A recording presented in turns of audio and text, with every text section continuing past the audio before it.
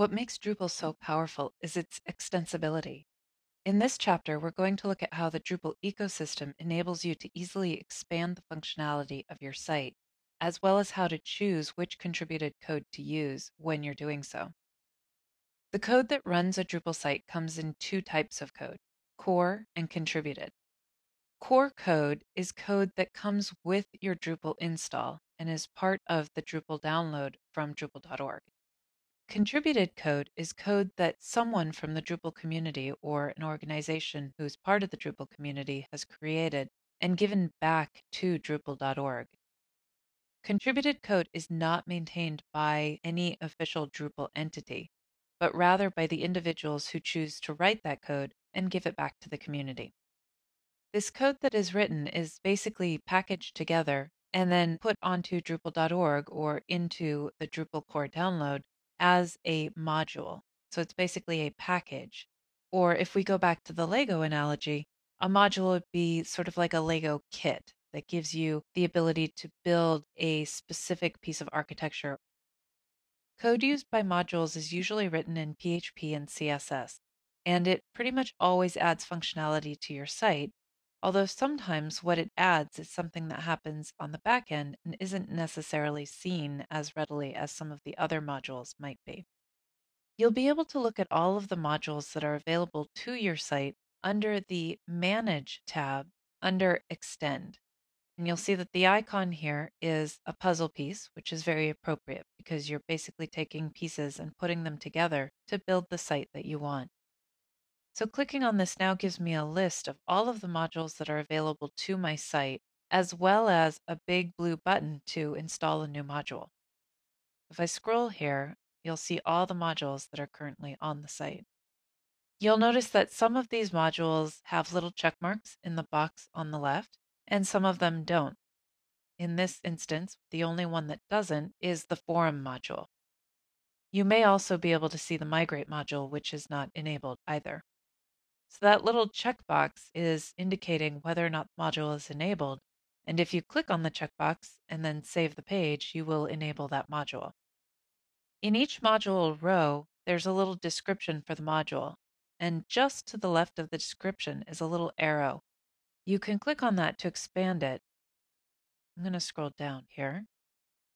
I want to look at this entity reference module here. I'm going to click on that arrow, and we're going to take a look at the information that's provided to us about this specific module. This information is provided by the person who wrote the module and is part of the information available for that specific module. It tells us that other modules are required by this module. So what we can see here are that other modules are required by this module on this line right here. So it's required by Drupal, and therefore, in order to run Drupal, we need to have this module enabled. This means that we will not be able to disable this particular module. This module is also required by a few other modules, some of which are disabled and some of which are active. Aggregator, Book, Forum, and Activity Tracker are all labeled as disabled. Node, History, and Taxonomy don't have the little disabled in parentheses next to them, which means that those modules are running. So there are other modules that are required by this particular module that are running. There's also a line here for requires, and that means that any module listed there is a module that must also be running on the site in order for this particular module to work. You will not be able to enable a module that requires another module that doesn't currently exist on your Drupal site. In this expanded description, you'll also have access to any help documentation about a module. And if we go to another module that allows us to do configuration, let's go down to image. The image module also has a link to configure that particular module right from this expanded description. There's a lot of information here that's available to us. Keep in mind that every module that you enable changes the way that your site functions. So if you download and then enable bad code, that code could interfere with your site behavior.